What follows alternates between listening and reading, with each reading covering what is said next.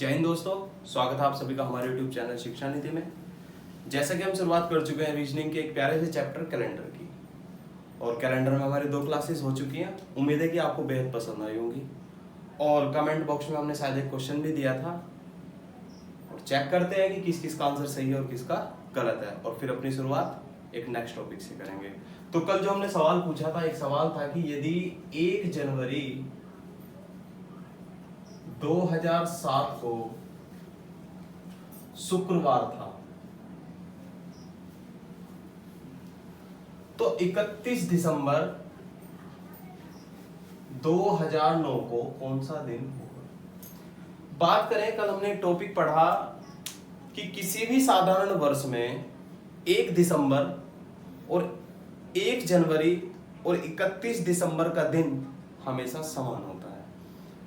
और अगर बात करें लीप वर्ष की, तो लीप वर्ष में क्या होगा, पहले उस चीज को समझ लें एक बार कि यदि कोई लीप वर्ष है तो उसमें 1 जनवरी और 31 दिसंबर में दिन में क्या अंतर होगा।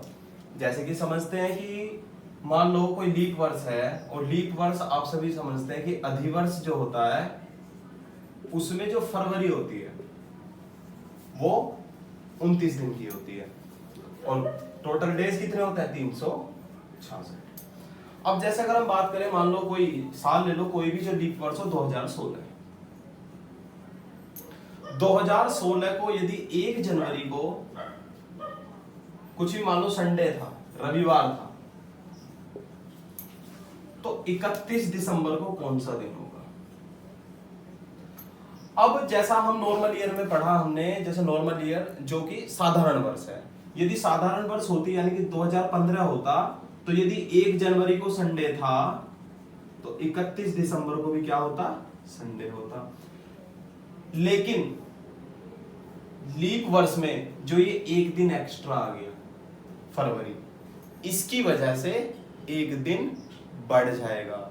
तो यानी कि आपको एक चीज याद रखनी है कि अधिवर्ष में 1 जनवरी और 31 दिसंबर का दिन लगातार दिन होता है। जैसे कि यदि 2016 1 जनवरी को संडे था तो 31 दिसंबर 2016 को क्या होगा, मंडे। ये चीज आपको बिल्कुल याद रखनी है।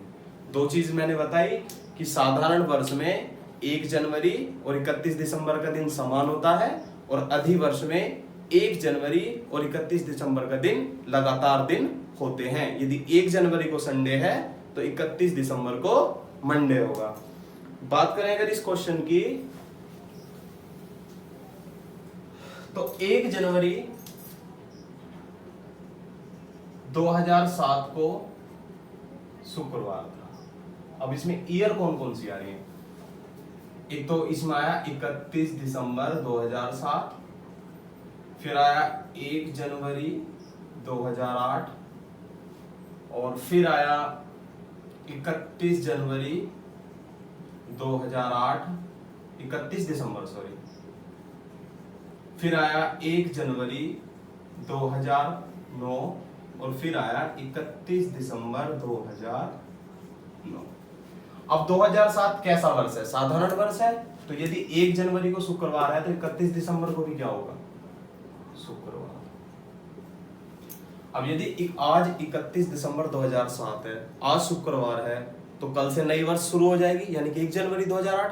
तो 1 जनवरी को कौन सा दिन होगा, यानी कि शनिवार। अब इस दिन शनिवार है, और 2008 कैसा वर्ष है, एक अधिवर्ष यानी कि लीप ईयर, तो 31 दिसंबर को कौन सा दिन होगा, रविवार, क्योंकि लगातार दिन होते हैं, शनिवार के बाद रविवार। तो 1 जनवरी को कौन सा दिन होगा, सोमवार। 2008 के बाद 2009 आएगा, 31 दिसंबर पर साल खत्म, तो 1 जनवरी 2009 को कौन सा दिन होगा, सोमवार। तो और 1 जनवरी 2009 एक कैसा वर्ष है, साधारण वर्ष, तो इसलिए 31 दिसंबर 2009 को भी क्या दिन होगा, सोमवार। समझ आया सभी के, बिल्कुल अच्छे से समझ में आया होगा। बात करते हैं अगले टॉपिक की। अब हम चलते हैं थोड़ा सा आगे की तरफ को, और आज देखते हैं कि अब हमें कैलेंडर में कोई भी तारीख दे दे, कोई भी वर्ष दे दे और कोई भी महीना दे दे, तो उसका दिन हम किस तरह से निकालते हैं। जैसे बात करें अगर हमें आज़ादी कब मिली, 15 अगस्त 1947 को। यदि हमें यही दिन निकालना है, हमें निकालना है 15 अगस्त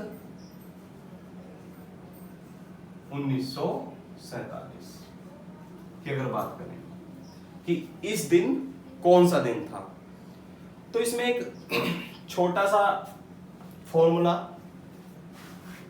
या छोटी सी ट्रिक जो आपको याद रखनी है। क्या याद रखनी है कि बात करें अगर 12 महीने की, तो जनवरी,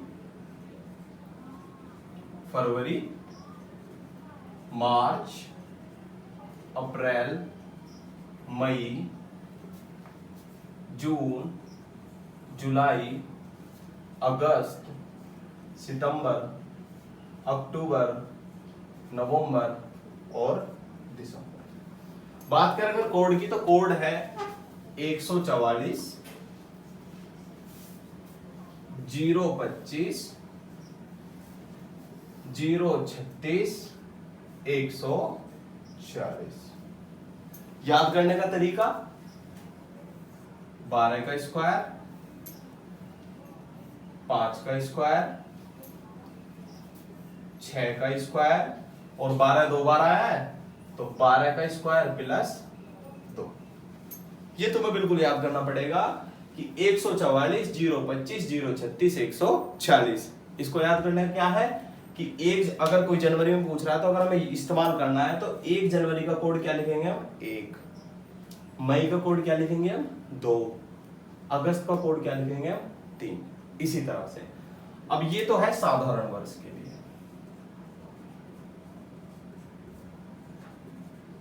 बात करें यदि लीप वर्ष के लिए, अधिवर्ष के लिए, तो अधिवर्ष में कुछ नहीं करना, जो शुरुआत के उनमें एक एक कम कर दो, यानी कि 1 में से 1 गया 0, इसमें से 1 कम कर दो, कितना है 3, बाकी सब ऐसे का ऐसी। 4 0 2 5 0 3 6 1 4 6। ठीक है। अब अगर हम बात करें आगे की तरफ, तो हमें दिन जो निकालना है 15 अगस्त 1947 का निकालना है। 15 अगस्त 1947, ये ध्यान देने की बात है। सबसे पहले हम लेंगे डेट को, यानी कि 15। उसके बाद महीना कौन सा है, अगस्त। अगस्त में हम देख रहे हैं अगस्त 6, यानी कि 3 और 3, यानी कि अगस्त का कोड क्या क्या है, 3 और 3, चाहे वो लीप वर्ष हो चाहे वो साधारण वर्ष हो। इसका कोड हो गया। उसके बाद साल की आखिरी की दोनों डिजिट 47, और उसके बाद एक आखिरी बात कि इसको 4 से विभाजित करेंगे, यानी कि हम देखेंगे इसमें कितने लीप वर्ष आए हैं। तो 4 से विभाजित अगर हम करें तो 4 7 4 1 जा 4 और 7 4 1 जा 4, तो पूरे पूरे कितने आए हैं, 11। फिर हम लेंगे 11। ठीक है। इसके बाद हम देखेंगे कि इसको जोड़ेंगे, 5 और 3 8 7 15 और 1 16, एक कैरी, 1 और 1 2, 2 और 4 6 और 1 7, यानी कि 76। 76 की अगर हम बात करें तो 7 से डिवाइड करते हैं, इसमें विषम दिन देखते हैं कितने आए। 7 1 जा 7, यानी कि शेषफल हमारे पास कितना बचा, 6।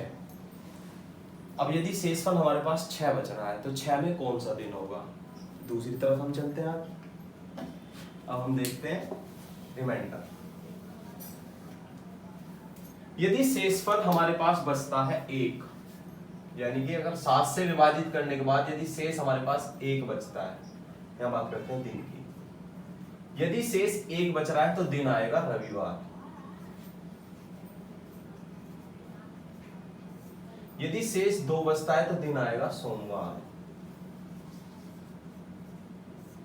यदि शेष 3 बचता है तो दिन आएगा मंगलवार।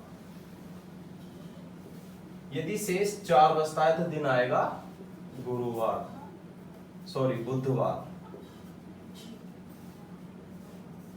यदि शेष 5 बचता है तो गुरुवार। 6 बचता है तो शुक्रवार। और अगर 7 से विभाजित करेंगे तो 7 तो बचेगा ही नहीं, क्या बचेगा 0, और 0 आता है तो शनिवार। तो शेषफल कितना आया 6, और 6 का मतलब शुक्रवार। तो यानी कि 15 अगस्त 1947 को कौन सा दिन था, फ्राइडे, यानी कि शुक्रवार।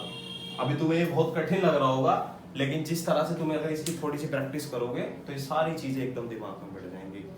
और एक क्वेश्चन आपके लिए, कमेंट में आप करके हमें बताओगे कि 26 जनवरी 1950 को कौन सा दिन था। मिलते हैं अगली वीडियो में। जय हिंद, जय भारत।